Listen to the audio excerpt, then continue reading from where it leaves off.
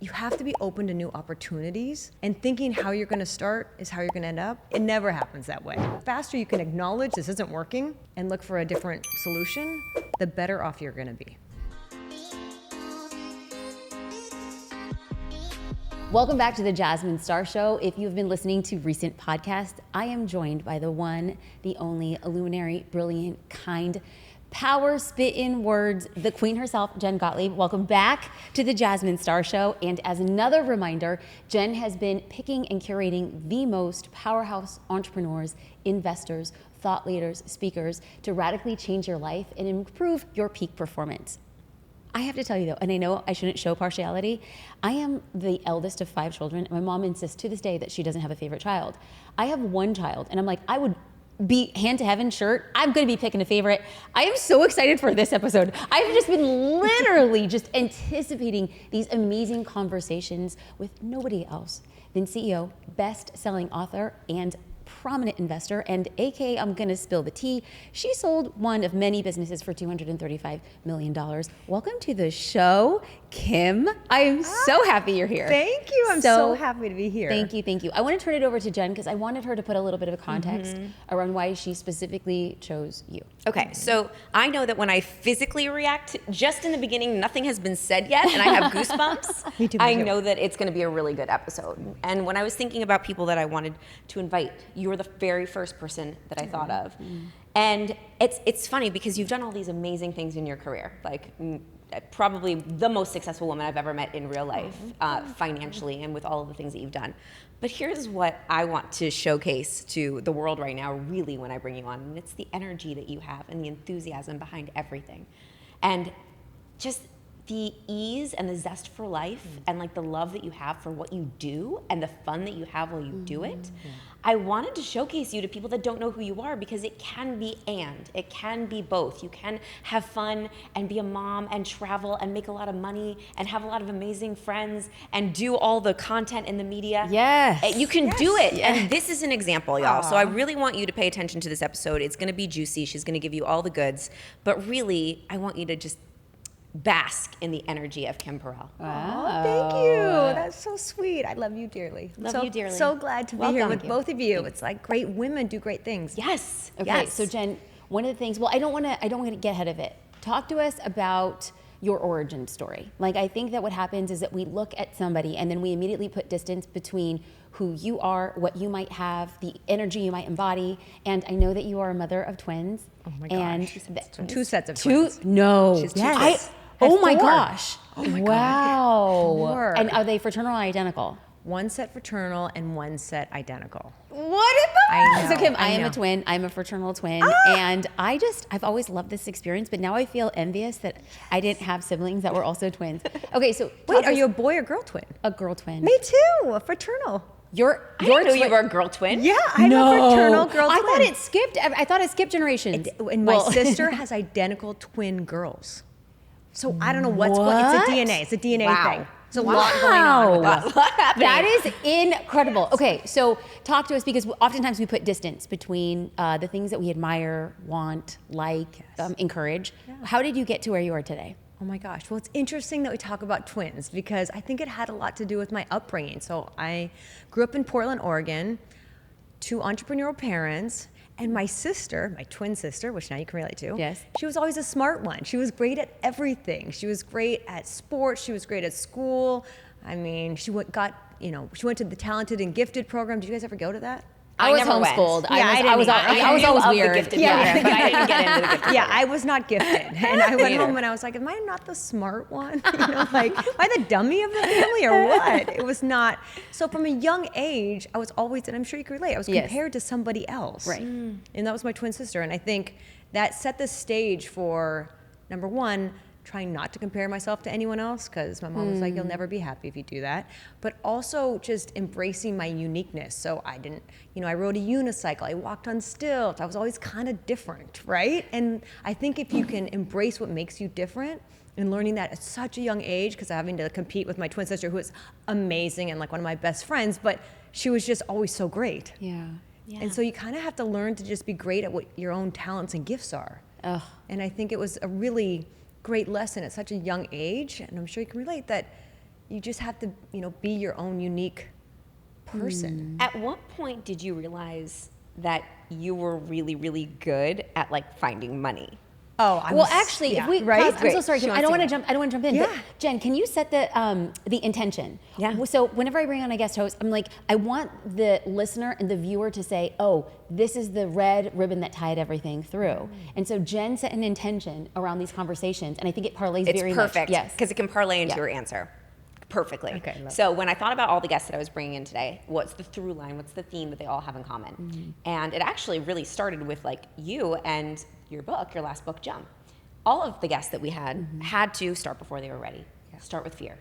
Start not knowing. Start by trying and not really understanding what was going to happen, and then maybe getting an outcome that they didn't even realize was going to happen, but taught them what they needed to know until they got to where they are. So when did you discover that you had this talent and you had this skill? And tell it, because I know the story, but I want you to tell everybody kind of like how you got to where you are right now by trying, starting before you were ready. Oh my gosh. Yes. Well, we didn't have any money growing up, so I was hustling from a very young age, right? Just trying to figure out how to make everything I wanted to do. I had my parents were like, we have no funds, so good luck. I thought you said your parents were entrepreneurs. They were. And Okay. an entrepreneur is like a roller coaster ride of unpredictability. Ooh, girl, say Yes. that again. It literally I is a mean, roller coaster ride of unpredictability. So I never knew what was going to happen. And my dad honestly faced bankruptcy more times than I can count. And honestly, I just wanted a stable job. I'm like, okay. Like when I graduated from college, I was like, I just want a stable job. I want nothing to do with entrepreneurship. Like it was so unstable, right? It's just growing up, it was so, 1 week we couldn't pay the heat. It just wasn't something I wanted to be part of. I was like, can we just go get a job at a GE or something? I don't know what's a stable company today. It's an old school company, but I don't know even what would be Kraft.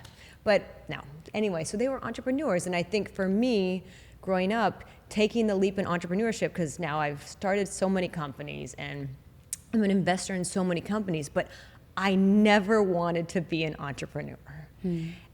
And so I got a stable job out of college, and the company raised $120 million in funding. It was during the internet.com. I just happened to be right place, right time. Timing does matter a lot, time and a little luck. Where are you in the world at this time? And I'm in LA. So I'm in LA. It's a height okay. of the .com. Got it. There's money everywhere. I'm like, oh, this sounds great. We got a lot of money, in funding. It's like, great, this is secure. There's no way we could burn through $120 million. Anyway, we know that didn't turn out so well. So we burned through $120 million. And the company, they fired me. The company went bankrupt. And I learned that there is no job security. Like my father, watching him and my mom and thinking, I need something secure. Entrepreneurship or a real job, there is no job security. So the only thing you can be certain of is yourself.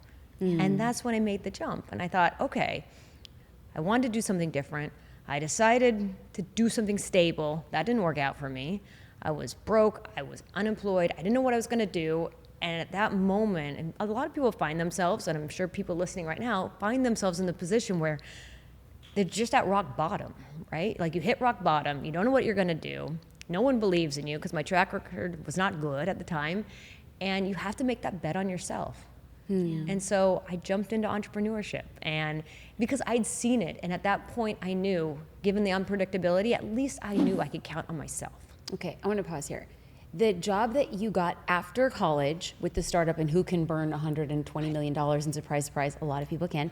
What was the nature of that business? And then you're, poor, broke, living in California in one of the richest cities and most expensive cities in the world. And then you say, I'm going to start a business. So what was the business you left? What was what you started? And then how did you come up with that idea? So the first internet company was a precursor to Dropbox.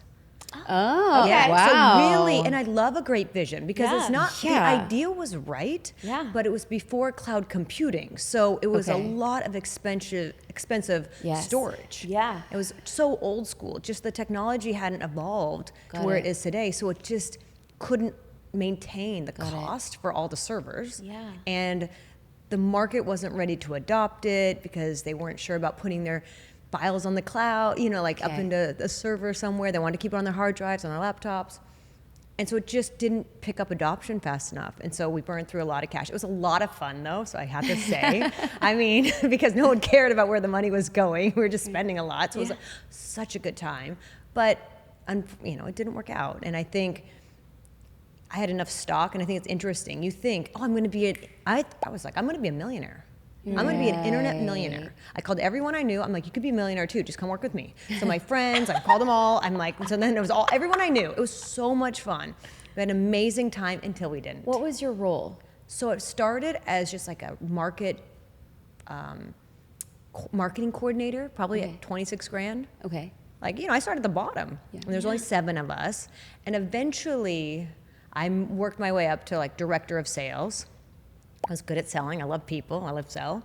And eventually then I hired everyone I knew, like my best friends.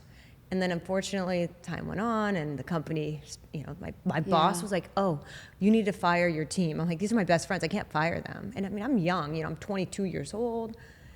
And then I had to fire all my team, and then they fired me. And I mean, honestly, many of them wouldn't talk to me for years. When you're young, you don't understand the specifics of business and how it works. And so it was such a huge blow to obviously my ego, but also just my relationships. And I was like, I never want to be in that position again. Yeah. And I tried to get a loan to start a company. What did you want to do? Well, I loved internet marketing. I mean, this is the beginning of the internet. And people said the internet's a fad. It's never going to happen. Everyone go back to using the yellow pages and the billboards. And I was like, I don't think so. The internet is here.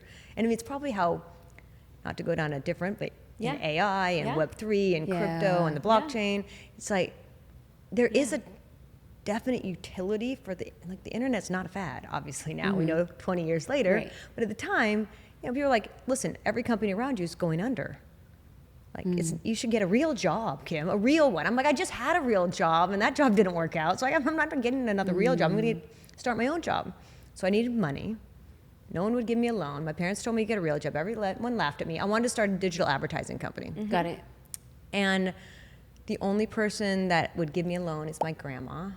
So I called her and I said, you know, Nanny, I want to start this internet company. And she's like, what's the internet? Because that is so early. It didn't matter. And she gave me a $10,000 loan. And with that, I started my first company from my kitchen table. And yeah, to your point, I couldn't live in LA. So I went and moved in with my boyfriend because I could live rent free. I didn't have any, you know, so I mean, I was really at the You made it work. Yeah. And you believed in this I when nobody believed. else did. Yes. This is what's so fascinating to me at this point in the journey. Everyone was saying the internet's a fad, like, and you just experienced something crashing and burning that was related to the internet. But you still believed that this was going to work. Like, you stayed true to your gut and you went for it. You went as far as to like go move in with a boyfriend and ask your grandma for money. Like, that's far. What, do you know where that belief came from, or you were just like, I've got a hunch? I could see from the company that the dollars were moving. I could see the shift in advertising dollars. And I could see, you know, I'm big companies, not everyone, but I could see that the shift was happening. And the noise of all the internet companies going under, I think just, you know, made a dark cloud. But the fundamental opportunity was still there. And I believed. And I was young and ambitious, and you know, you didn't fear. Yes, I was afraid, but the worst that could happen is I hit rock bottom. I was already at rock bottom. So I'm like, okay, what's the worst? Doesn't work out, I get a real job again. I don't know, right? So I think just that belief in yourself and the belief in the opportunity, regardless of what anyone else tells you. And I mean, I'm sure you've seen it and heard it before. Like, oh, it's all fad. And it's not. It's your belief has to be greater than everyone else's doubt. And everyone's going to doubt you until they don't. And they're like, oh, I knew it was going to be successful. I'm like, no, you didn't. So let's go back to that first company. And they say, oh, I knew it was going to be successful. What year was that? 2003. So 2003, and you're at like the kitchen table of your boyfriend's house. Yep. And you're living rent free. Yeah. And you have $10,000 from a nanny. Yes. What are you doing? How fast does the business grow? What do you do? Like, when do you look back and say, this is a business? Oh my gosh. Well, I was committed. Okay. So I maxed out all my credit cards. Okay. You're in it. I was in it. I'm like, I mean, because the other side of it is I had to go back and try to figure, you know, tell everyone they were right, which I definitely don't like doing. So I'm like, I'm gonna make this happen regardless. And I started, an internet advertising company. Was at that time was basically putting sponsorships on Yahoo.com, right? Or Okay. MSN. Right, right. Google wasn't even the biggest search engine at that time. So it's like a different game, but there was big sponsorships and just connecting advertisers with media on the internet. I mean, now it seems so simple, but at the time you're convincing people to take their spend offline and move it online. Yeah, that's a big ask. And we had I think the key for me is I had built great relationships at the company I was at. And relationships are the cornerstone for success. So I was able to call the advertisers and the publishers, and they trusted me, regardless of my history, that I was going to be able to perform. So I think that was a great lesson for me, is the relationships are really the lifeblood and like the red thread throughout your life, and throughout my life for sure. Yes. Okay, so we hear this and I assume, and wrongly, I hope, because then it wouldn't make me feel so bad. But I was reading on one of your blogs where you talked about pivoting, and you said that you've invested in over 100 companies, and 90% of those companies pivoted at least once. Now, in your blog, you mentioned 3 signs it's time to pivot your business. And I think that prior to like getting your teeth knocked out and losing a rib and breaking your arm and having an iron lung because you're an entrepreneur, pivoting felt like it was a loss or a mourning or something. And so, your 3 signs, and if you can build on them. Number 1 is your sales are slow, plateaued, or declining. Number 2, customers aren't responding to your products like you thought they would. And number 3, one product line or service significantly outperforms anything else you offer. So I wish I read your blog post, I don't know, 7 years ago for the multiple pivots I've made. But there's somebody who's listening, and one or all 3 of them are resonating. From your experience, talk to us about the pivot. You're the first time you pivoted, and now your perspective is, I was ground level when I had to pivot, and now you've invested so many times and you see these other companies pivot. What are the commonalities? What are the threads? What can we avoid? What we can embrace? I want to talk about that. Yeah, I think even today, most of the companies I'm talking to are pivoting.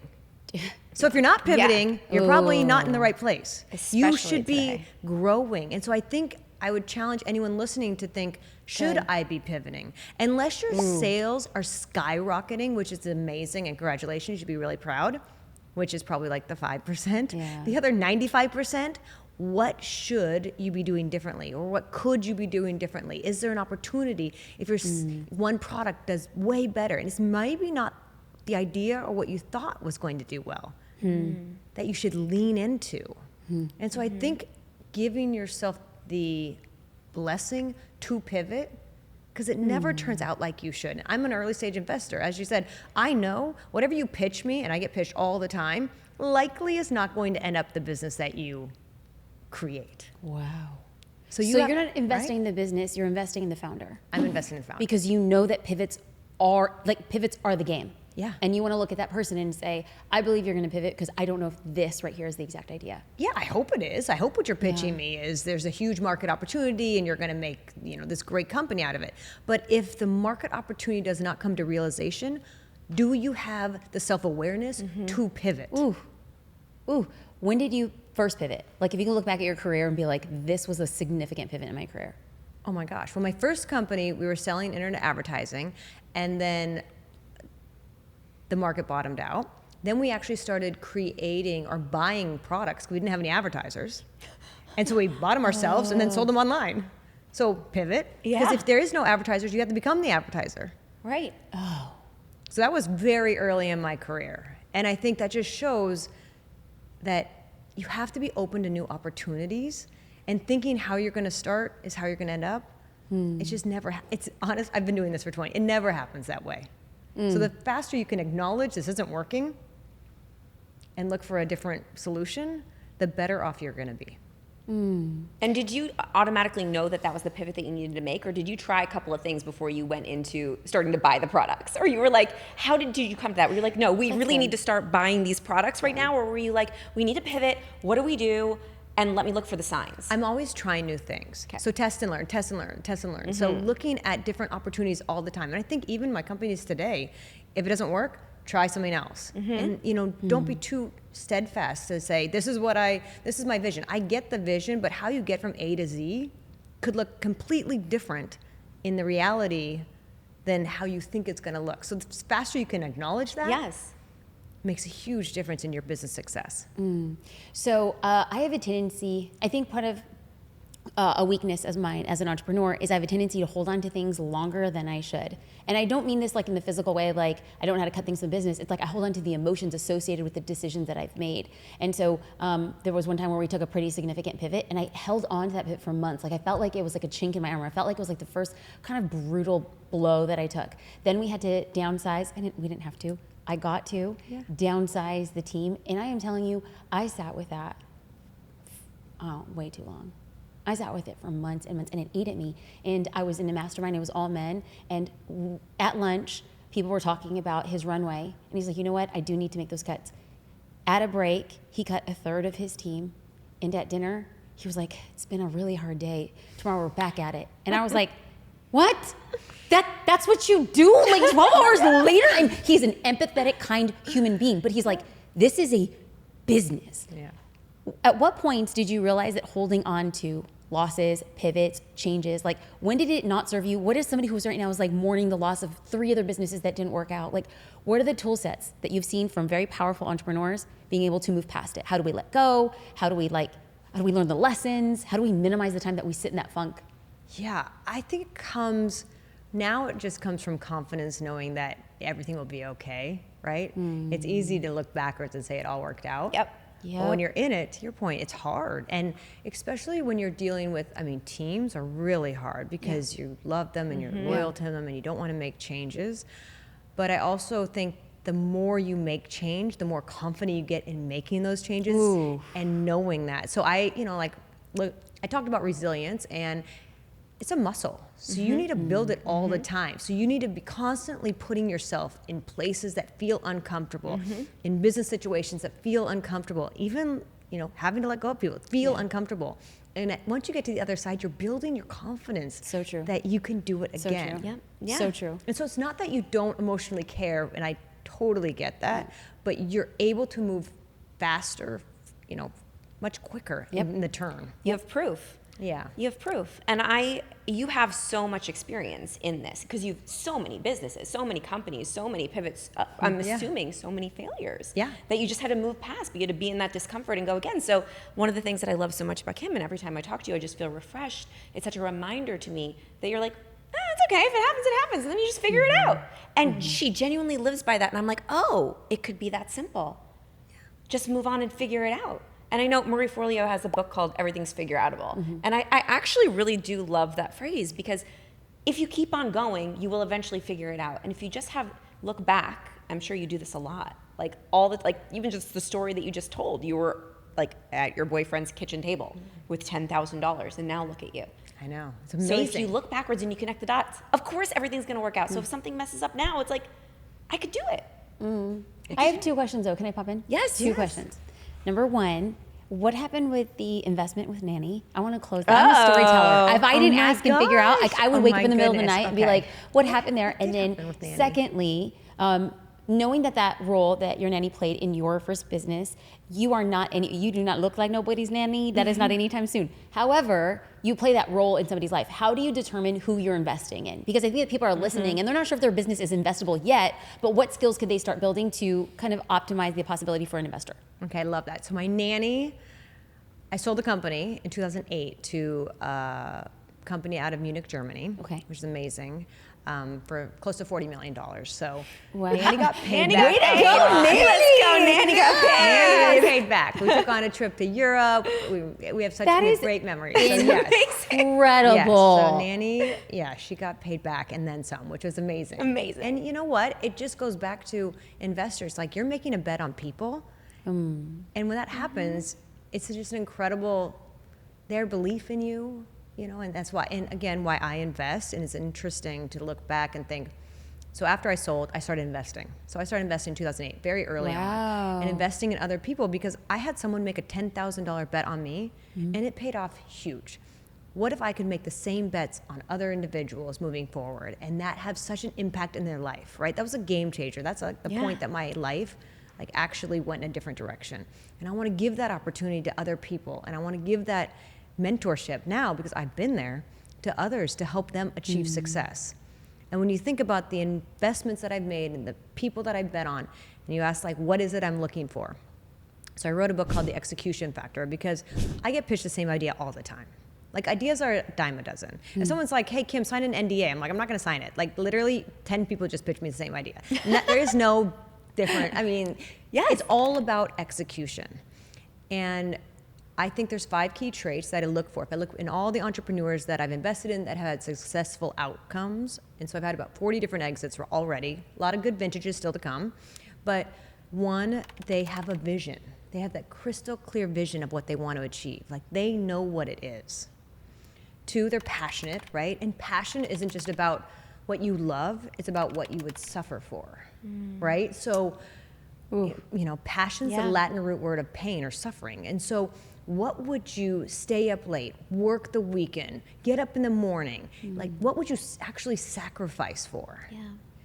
You have to have action, which is taking that first step, even though you're scared, even though you don't want to do it. You have to be able to take that first step every single day. And it doesn't have to be a lot, just one step every single day. You have to have resilience because everything's going to go wrong. Like I already know that. And then you have to have great relationships.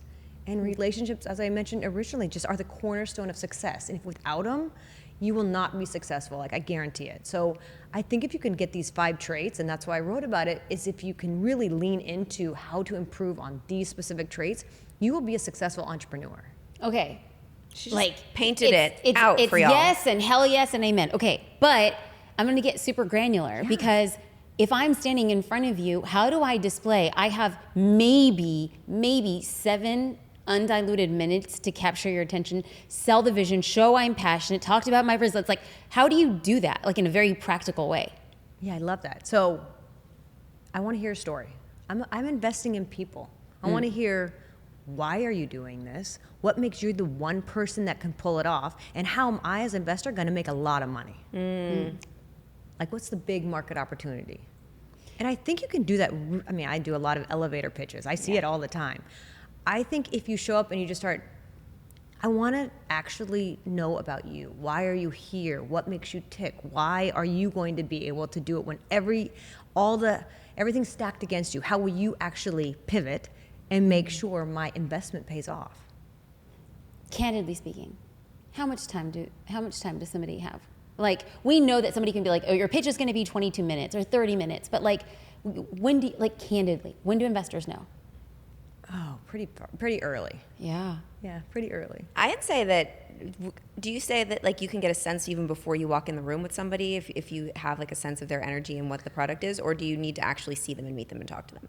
I don't need to see them. I'd rather see them, meet them, talk to them because you can feel their energy. But listen, if you have a great business, it has to be a good business that I'm going to invest in. But then you could be a great business and not the right person leading it. So it really comes down to the person. I think I know pretty quickly if A, it's a good business, and then B, if you're the person that can actually pull it off. Okay, so we know the good things. Like, I'm pressing on this because people listening, and Jen was like, Jasmine, you really kind of just start excavating. And I'm like, I know, because what happens is people will DM me and be like, yeah, but what did Kim mean by this? And I'm like, I don't know, I am not Kim. So I'm putting myself in their shoes, because it is enough to know that we must display our personal story, what we're passionate about, what we stay up at, like, this is the hill that we're gonna die on. Yeah. But you know early. Yep. So then what are key factors when somebody is pitching you that you know, great idea, good business, I like you, but it's not you? I want you first to show me there's a proof of concept. Ideas, again, there's a lot of ideas. Tell me that one person has purchased whatever it is you're going to try to create. Because an idea is really hard, right? When I went to my nanny, I'm like, I'm gonna make an internet company. She's like, I have no idea what you're doing. Like, that's really hard, right? But I'd like to understand, hopefully you've created the company of something, a need you have. Right. Right? Something that you personally are connected to.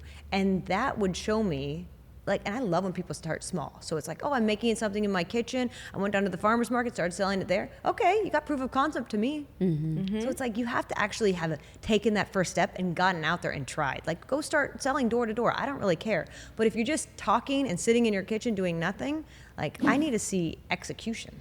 Yes. Okay. So if they don't show proof of concept or execution, what is another thing that it just shows it's not a good fit? Well, I don't like when you show me it's going to hockey stick in year 5. So usually people come in there, here's my financials, and it is very low, and then in the 5th year it goes really high. You're going, okay, guys, Yes. let's be realistic. Or my profitability is going to be 40 million in year 5. I'm like, it's not going to be. Like, I already know that. So maybe be more realistic on the financials. And I like to see profitability, like business basics, right? Don't tell me you're going to lose a ton of money if you don't have a line of sight of how you're going to raise the money to cover how much you're going to lose. Like, I like profitable companies that are actually good companies. I mean, a great company can always have a successful exit. So when I started my first company, I was really focused on profitability. And we made a lot of EBITDA and profit because I was focused on it. First company I worked for didn't really care. They were just like, let's just spend as much money as possible and hopefully it works out. It just doesn't work like that, especially in today's environment. Investors want to see companies that actually can maintain their own cash flow. Yeah.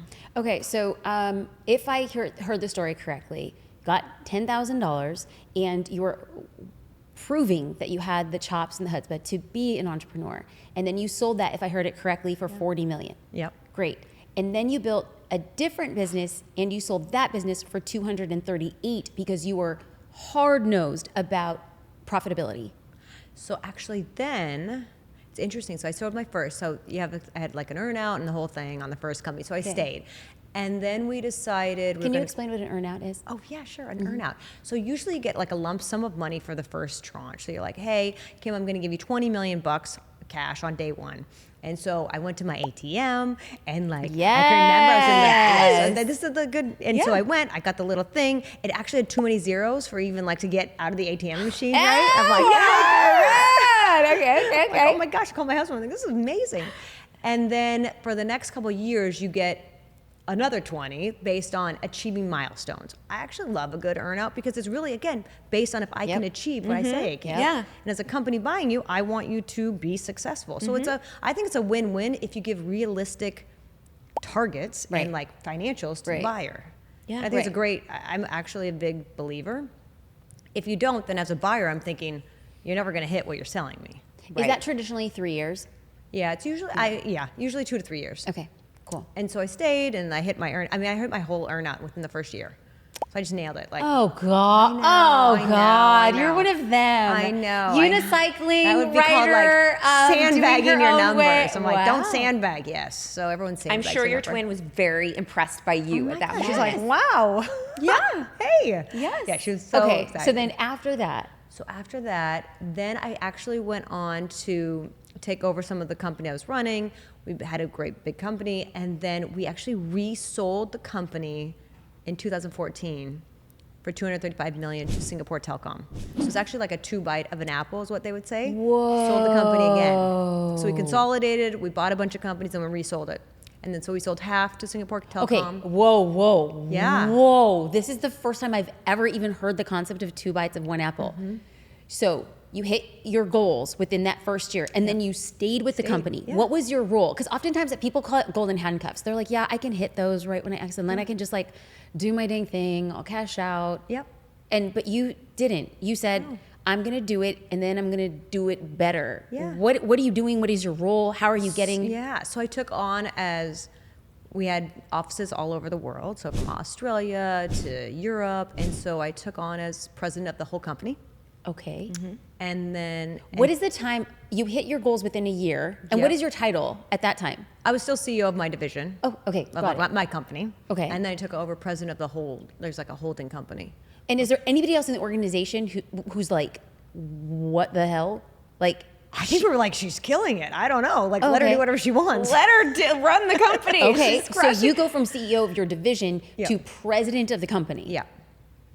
Interesting. Yeah. Do you move? What does life look like for you here? No, life looks like I'm on a plane a lot. So we Okay. would have offices in Munich, we had offices in Madrid. I mean, it was fun. Like, I was having a great time. I was flying all over the world.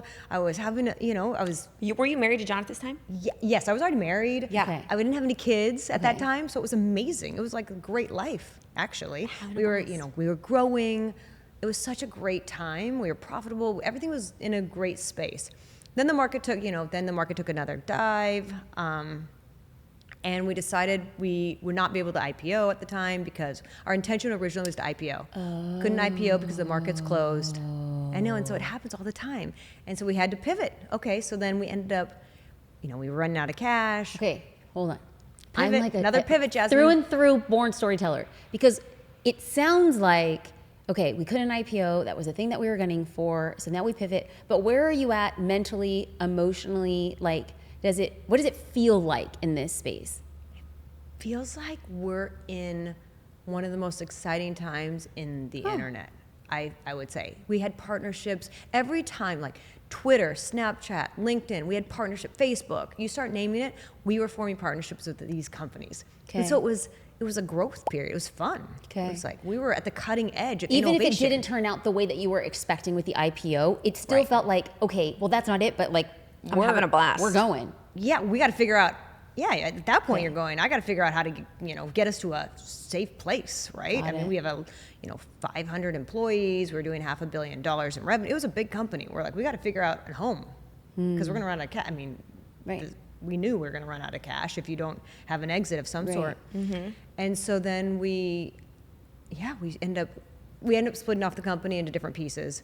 I went and took over as CEO of the digital division of Singapore Telecom. Yeah, and then we sold the other to a European company. So we did 2 deals.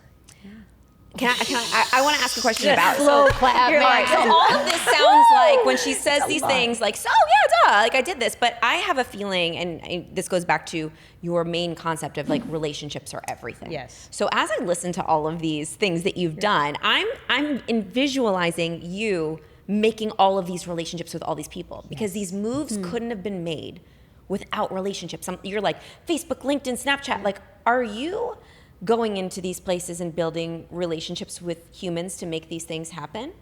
Yeah, I mean, our team was. So we had a Yeah. great team. I mean, you're only as good as the team that you surround yourselves. And I Right. think for us, we had an A+ team. Everyone we hired was incredible.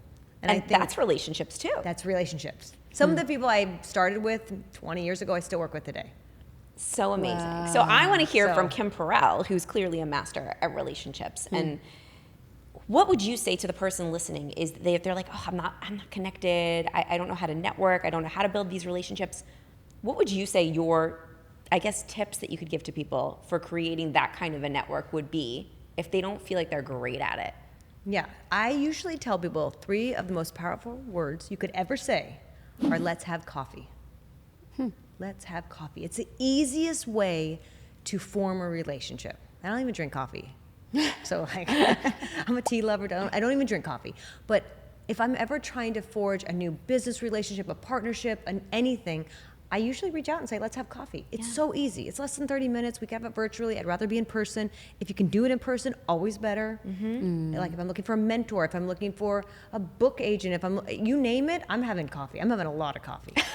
I'm not even drinking the coffee. I'm just having, I think it's so easy. It's like less than $4, maybe $5 with inflation. I have no idea at Starbucks, but it's such an easy way to reach out and say, hey, Jen, you want to have coffee? Yeah. And you're like, okay, sure, why not? It's easy. We did that one time. Yeah. And 'cause I neither like of us coffee. drank coffee. We drank tea. Oh, see? Yeah. I'm like, we drank some tea. Yeah. But I feel that that's an easy way for anyone listening to start building their relationships and not looking at it as, what am I going to get? Yes. You should look at it as, what am I going to give? I'm going to give my time. I'm going to give you always have something you could give and really thinking of it from that way. I never have coffee thinking, what am I going to get from someone? I'm looking at it like, how do I build a long-term relationship? Because my whole life is built on this. And so looking at it as, what can I give to this person? Whether my support or my advice or a connection. I love networking, putting people together. So I think thinking about that as a really easy hack that could set you up for success. So when you think about building those relationships, as an investor, somebody's hearing this, and what is the level of expectation from an investor? Like, do some people want you to be there with it? Like, talk to me about, I know everybody's different. In your dream case scenario, are you collaborating? Are you saying, I trust you, go with it? Like, what is that level of connection? And especially because you've invested in so many different companies. I'm really good on the early stage. Really good. Or if there's a problem. Can you if there's clarify early phase? Yeah, early stage. stage. If you're just getting up and started, I'm really good on helping here's the strategy, here's how to get going, here's who to call, here's what to do, here's the people you need. Okay. So just the early stage setting the business up. Or if I'm in trouble, like I need to pivot my business. How do I do it? What should I do? Who should I call? I'm really good in the like, I tell people, I'm the call, like that one call. If you get one call me. Yeah. I'll help you get out. Yeah. Wow. If you get in jail, call me. I'm going to help you. Yeah. Or whatever it is. You get in a bind, company's not doing well, call me. On the day-to-day, it's not my expertise, and I don't thrive there. I thrive in problem solving and trying to build relationships or networking or connecting or raising capital. But I think as an investor, you're not in the day-to-day. You're there to provide mentorship, guidance, strategic support, connections. And so for people who have investors, do investors want their business that they've invested in, like the founders, to be reaching out to them? Yeah, they need help. So here's something that I want to lead into, because I mean, I know make it that a sound so simple. lot of So, people like, do not call me. like asking for help. I'm even feeling that right now. Like, I don't, even somebody that's like, let me help you. People don't want to ask, because I think a lot of people are very afraid to ask for help. They don't want to seem weak. They don't want to seem like they don't know, especially somebody that they pitched, please give me money for this amazing idea that I have. I'm amazing. And they just sold themselves to you, and they spent so much time and energy selling themselves to you. And you're like, yes, okay, I'll give you money. I could imagine that, and anyone that's listening to this that maybe is pitching investors or has investors, it might be a little scary to ask your investor, okay, I'm in a bind. Betrays it almost novice. makes you feel like maybe you're failing, and that doesn't, even though the investor knows that of course you're going to fail, but the entrepreneur might be uncomfortable asking for help. So from the investor's standpoint, how does it feel when the companies that you support come and ask for Oh my help? gosh, I want them to. You have to have enough self-confidence that you ask. I mean, I've been there. I've done it. I know I can help you skip a lot of lines, but if you don't ask, how can I help? So I tell people, if you don't ask, you don't get. Start asking. Call me. If you need help. And I think, to your point, it's scary. I get it. Right now, I have a lot of different companies. I call people and ask for help all the time. Like, literally all the time. Even the other day, remember, I was like, oh, Jen, I got an idea. Can you help me? Yes, 100%. You asked me right I know. away. I was like, oh, I got an idea. I And- call people all the time. But here's the cool thing about asking for help, and how I reiterate it in my mind, is that it feels really good to be able to help someone you care about. Totally. Like, I was like, I need to help Kim because it's gonna make me feel amazing. And it's fun. It's fun. So like, I know you get joy out of helping people. Yeah. I was like, we're gonna look for a restaurant to go out to eat after this. Oh, and I was nice. like, Yeah. Kim I'll will be help so you. excited. That's what she I said, said. if we ask Kim where to go, she'll be so excited to be able to help us, because that's what I will. lights her up. And so Yeah. if you don't ask somebody Yeah, for no, help, I'm you're thinking- almost taking an opportunity away from them to feel amazing because they were Yes. able to help you. Because the best way to feel good is to help somebody else. Yes, it is. To give. Yes. People want to help. So I think anyone listening, just assume. And honestly, if they don't want to help you, it's not the people you want anyway. Like, call someone else. Yes. Right? Don't get discouraged because someone does. Sometimes people text me and they're like, hey, I'm still here. I'm like, oh my God, I'm just buried right now. I got 4 kids. I'm just trying to like get them on the bus without crying here. I can't help you right now. But it doesn't mean, I also think persistence pays off. So if you keep, text me again. It's not Got that. it. Yeah. Got It just went down the chain of text and I forgot. Yes. Right? I don't take it. I think people take it, internalize it. To your Yes. point, like, oh, Kim didn't text me back. She doesn't want to help. It's actually not that at all. Kim's just busy and she's got to figure out her own life before she can come help others. It's like Right. the airplane. Put on your own seatbelt before you can help others. Like, Yeah. okay, so I think making sure the persistence and continue to ask. That's so good. Yeah, That's so right? good. The follow-up is so important. So important. So many people give up after one try with everything, with the Right. sale, with the ask, with the reach out, with whatever they want. They're like, oh, they didn't answer. I find that even with me, when people are pitching me for something, whatever it is that they want, I oftentimes don't get back to them the first or the second. But if they keep following up, Yeah. I love the chutzpah behind the follow-up. Me too. I'm like, oh my gosh, you're following up with me for the 4th time? I'm a yes for you. Yeah, me too. I like that. I like the energy. That means you really want that, my help. I could not agree more. I have this guy, so interesting. So I put out a job rec on LinkedIn. I got 3,000 resumes. I'm like, how am I even to find, I can't even go through the resumes. Some guy just keeps emailing me all the time. I'm like, fine, I'll just give you a shot. Because I can't go through I literally am like, I can't go through 3,000 resumes. So whoever, he keeps calling me. And so I actually hired him. I'm like, okay. There you go. So don't underestimate that, interesting. just like the direct contact. The persistence. Persistence pays, but it literally happened 30 days ago, and now the guy's working for me Great. because he was so Interesting. persistent. It's and amazing. enthusiastic. And that brings enthusiastic. me Good back attitude, yeah. to enthusiasm. Because here's something that I get from you a lot, like that I learned from you just by watching you and being around you, and I want everybody else to really absorb this, is your enthusiasm about everything. And it's contagious and infectious. How important would you say enthusiasm is when it comes to business? Yeah, it's passion, everything, right? right? It's just Like, you can feel it. Enthusiasm, passion, it just goes together. And you really can tell if someone loves what they're doing. I mean, I love what I'm doing. I love entrepreneurs. I love helping people. Yeah. So, and people you'll see them light up when they're talking about something they really are passionate about. Yes. Whatever that is. Yeah. And then if they get, if they're enthusiastic, you're like, me too, right? So, okay, let's talk about enthusiasm. I get so lit up when I see underrepresented people of color and or women get investment funding. Like, it is just like this, like, I feel like a piece of me got it too. Can we get, from your perspective, like, just the state of the industry and like talk about like what those numbers are, how they've changed, Yeah, it's how terrible. somebody can prep themselves to be like a formidable competitor when it comes to pitching themselves? First of all, it's terrible, the numbers. Yeah. Like less than 2% of females get VC funding. Do you know how bad that is? I mean, it's terrible, I didn't right? even know that percentage. Less than 2. Where's the other 98 going? Yeah, not helping. So I really try, to your point, to help and invest in females and underrepresented founders, like, because they need help just getting to the table, right? And it's the relationships that actually get you to the table. So first you need someone that has relationships that can like pull you through and pull you along. And I think that's why asking for help and reaching out and getting mentorship is so important. So I think the statistics are not good or not in our favor, and we need to help other people rise. Yeah.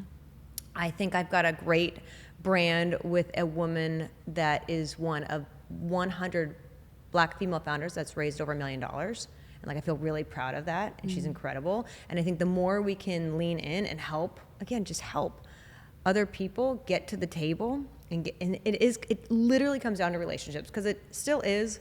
Listen, a lot of the investors are not probably equally. It's all men, mostly. There's not a lot of female investors. There's more and more every day. When I started, there was like me and someone else. It's you. Just me. But it's great to see more and more VCs, more and more people investing, more and more women stepping up and investing, because they're going to help the next generation of women. Mm-hmm. They're going to help the next generation of underrepresented founders. And that's what's going to make our businesses better. I love seeing more diversity at the table. Like, we have to do that to be better companies, in my opinion. Okay, so, I feel like there's a part of me that's like, don't say it. And I'm like, I'm going to say it. Yeah, you should say it. What is it? So, as a Latina bootstrap founder, when I hear people say, we need a chance to get at the table, I agree. Yeah. I agree. But I don't think that the terms in which somebody is assessing my business should be different. Like, how do I build a company that is beyond a shadow of a doubt? You're not giving it to me because I need to be at the table and I need to be part of the change. It's, I am that player.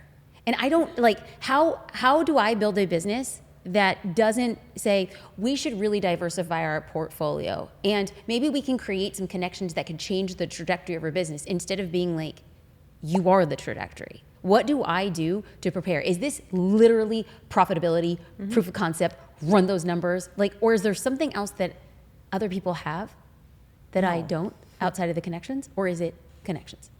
No, I think it's, if you build a great business, there will always be opportunity. So it's profitability, it's the numbers, it's the growth story. All things equal, I agree with you. At the end of the day, I'm an investor. I'm going to invest. Yes, I first will take and I'll lean into as many female-led businesses as I can.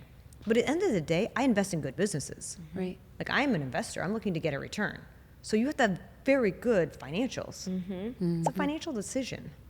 So for anyone out there looking at, you have to make a good financial decision as an investor. That's how I make my money, and that's how I then make money to reinvest. What are some of the things that you look for financially when you say, like, you got to know your numbers, you've got to know, like, what are those key factors, like, when you just take a peek? Yeah, I think you have to know, your current burn on a monthly basis. So how much are you losing? If you're losing, how much are you losing? If you're not losing, great. I love to see that. Okay, well now let's look at how do we always continue and improve our growth story. So I'm looking at what's your revenue, how much are you growing, what's your gross margins, and then what's your profitability. Amen. Yes. Those There four you go. things. I'm like, y'all, just pause the podcast. Pause, write it down, Like record it. rewind it 20 seconds and say, if you want to get in front of an investor, those four those elements things. are going to be a game changer. Yeah. Okay. This is a master class. I know. Can I just this is a master class. I know. So when we, I know you've had you create beautiful content. You create a lot of content. You give back so much. What do you wish people were asking you or talking about that somewhat is kind of being glossed over in 2024? Oh my gosh. I think if we could just be more vulnerable about how hard it is. Yeah. It's hard to make businesses. I'm in it all day long. And I think it's hard.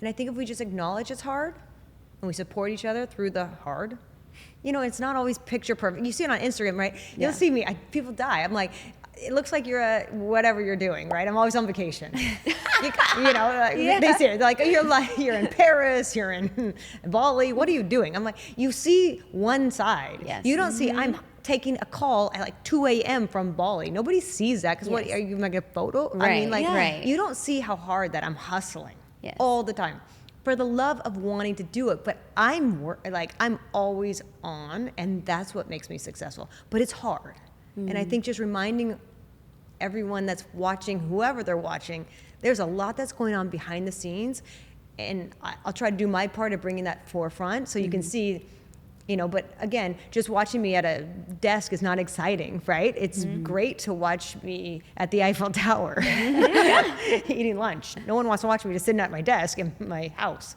So just acknowledging how hard it is for founders right now. Funding's down. It's hard. And so, but for the founders that can make it right now through the hard times, they will come out. I've seen it come and go. I've seen the bottom. I've seen so many dips in the macroeconomic climate. And right now, if you can make it through, most entrepreneurs right now, you should be cost cutting, you should be cutting, whatever you can, and just trying to make it through the current winter. You're come out the other side. So great companies are built in hard times, and this is a hard time. And great companies will be built right now. Right now. Right now. Right now. So, as we bring the conversation to a close, I want to go back to that. It's like it just kind of hit and it keeps on hitting, and I'm like, I wish I didn't hear it. And you had said that the word passion has its root origin in Latin of pain. Yeah. And I'm like, oh man, I like just when you got get goosebumps. so passionate about the thing, you have to understand the other side of that coin. And I think that us starting the conversation there and then us ending the conversation around the vulnerability and us understanding that we have to work hard. And while we don't always show what that looks like, that is the passion. And then that is also the pain. What you've done for so many people is like demystify what it means. I didn't even know until I don't even know, like 35, that there were things called investors. Like I didn't know it existed. I think the whole world has opened up so differently, and I am creating the content that I wish I had when I had started my journey, and I'm just so thankful that you're making time. In closing, I know this is so selfish and I'm gonna put you on the spot, and if you don't wanna do it, you don't have to do it. We can cut it out of the podcast and nobody knows it existed. You arrived here in Miami by way of New York. Yeah. And you said, this morning, this morning went great. We started at 7, we were supposed to end at 7:30, I think you had said, and then it went till 10:30 or something like that. Like this really great meeting went long. Yeah. And then we're just barely meeting each other in person. And then you had said, I was getting money. That's what I do, I'm getting money. And I'm like, do I ask her now? I'm like, we're not recording. What does I was getting money mean? What were you doing? You're like, I'm raising money. And I'm like, for a fund, for a business, for like, what does that look like? Oh my goodness, yes. I get pitched and I pitch, right? So I think I'm an investor, but I also own a lot of companies. So I think if you're a startup, and it's interesting that you didn't know the term investor until now, but maybe we should look for investors, Jasmine. Oh, well, hey. But I feel that most startups are raising capital in order to grow, and so I'm always out there. I was in New York in investor meetings, pitching some of my portfolio companies for capital, for money to fuel the businesses. So you were representing the founders who you already invested in? Yeah. And so then you go to these other investors, and then what do you say? Like, I say, I believe in this business and it's going to be a home run and I want you to come on the journey with me. Are you in? what? That is the craziest thing I always thought it was on the founder to keep on like pursuing and growing. And what you're saying is, I'm hedging my bets because I'm this good. I like you. I see you. Now I'm going to do what I do in a bigger way that's going to go through and get you more money. Well, I go with the founder. It's not just me. I'm with the founder. But yeah. But when you say, I feel like this is the world's dumbest question, but I don't even care. You are in these investor meetings and you're like, I'm pitching them on my portfolio. So are you taking like 5 or 6 founders with you and they're all sitting in the room? Is it like Hunger Games where like, oh, they got 76,000 and we got 760,000? Like, what does this look like? Explain it to me. I'm fascinated. Yes. So usually if you're the founder, I'm an investor and I know you have to raise more capital. And so as an investor, because I'm really relationship based. I want to help, especially young founders that have never raised capital before. Okay. So I go with them. I'm like, hey, I'll help you raise money. And so and there's a lot in it for you because Yeah, if they 'cause raise I'm already money and they can invested. grow Right. the business. And so are you sell doing this like business. one-on-one? Like you're saying you go with one founder to investors and then you go with another founder, or are you saying, hey, crew, all 5 of us? No, we're gonna, like- one founder. So yesterday I went with one founder and we had multiple investor meetings. Got it. Yeah, so we went to investors, we pitched, we went to the next investor, we pitched, we went to a dinner, we pitched. And then after these pitches, are you telling are you telling your founder, like, listen, get it together, you gotta do this, you gotta come back, are you coaching them on? Yeah. I'm And then like- how much are you, okay, so then Yeah. these founders are pitching to these investors, percentage-wise, how much are you talking during those meetings? I'm there as the founders sharing their vision because I'm here, but I'm not the founder. Okay. The founders sharing their vision. I'm there I understand the numbers. That's why it's really important that every founder knows the numbers. They understand just like the logistics on a cap table or there's all these other formalities that most people don't know unless you've already done it. So I'm there just to support on like the financials, on the vision, on my involvement and how I'm going to continue to be involved and support the company. But yeah, I think because if you've never done it, it's scary. When I did it, no one was going with me anywhere. It was just me hanging out with my nanny, and I don't think she was going to go pitch with me. So I feel like she'd be a compelling story. Though. oh my Yeah. gosh, Nanny was not Totally. pitching, but maybe I should have brought her. It's just another bonus for that founder to have you as an investor, not just for your money, but for your Right. guidance and your mentorship and to have you Yeah. there. Right. Yeah. And like, how fun is that you get to go and mentor and do fun. what you love and help other people grow their businesses and make money at the same time? Yeah, it's all fun. It's all fun. It's all fun. So good. Yeah, you get to see like the next generation of people, right? Because no one did that for me. I want to make sure that we're helping other people do that and learn. Because if you can start teaching people, again, how to raise money, how to raise capital, what it means. So to your point, after every meeting, we need to debrief. How to go? Should we pivot our pitch? Did something not work? What is the investor like? What they didn't like? How do we change it for the next? I mean, it's a work in progress, literally. And I know you're doing this one-on-one with your investors, but you do this on like a grand scale. Like Kim offers her content and all of this advice Yes.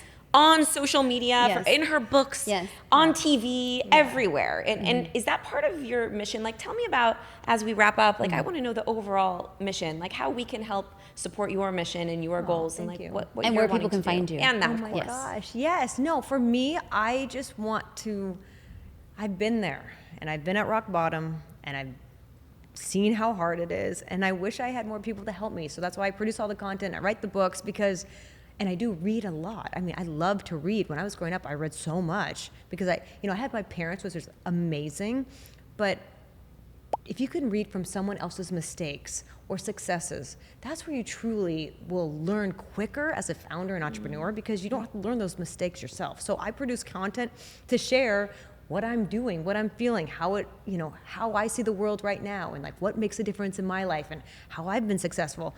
You can take it, you can leave it, doesn't really matter. Hopefully I'm impacting somewhere where they say, oh my gosh, I use that. I'm just asking someone to coffee. I went and it worked. I'm like, of course it worked. It works. I still do it every day. I've got like 3 coffees next week. It works. Right. How do people find you? Because somebody's listening right now and they've gotten so much information, like you've opened up this beautiful pathway to see their life and their business different, and that happened in an hour. So where did they go to pursue this relationship with you? Oh my goodness. Well, you can go to my website at kimperell.com or follow me on LinkedIn, connect with me on Instagram. I'm out there and there. I have, so much to share, and I'm going to continue to share because we need people that are really trying to give back. And again, it goes back to giving. Like, I have so much to give, and there's so much opportunity to, again, continue and invest in amazing new founders that are going to change the world. Let's go. For those of you who are listening, please make sure and connect with Kim on social platforms, but specifically LinkedIn. And just in case you ever want to apply to a job, make sure you follow up via email. That's what we're going to do. Persistence is the key. Thank you so much for listening to the Jasmine Star Show. Please be sure to share and subscribe to this podcast. There's other people who need to get this information, and you could be the conduit for them. Many thanks over to Kim, my beautiful, gracious, amazing co-host, Jen Gottlieb, and thank you for listening and watching the Jasmine Star Show.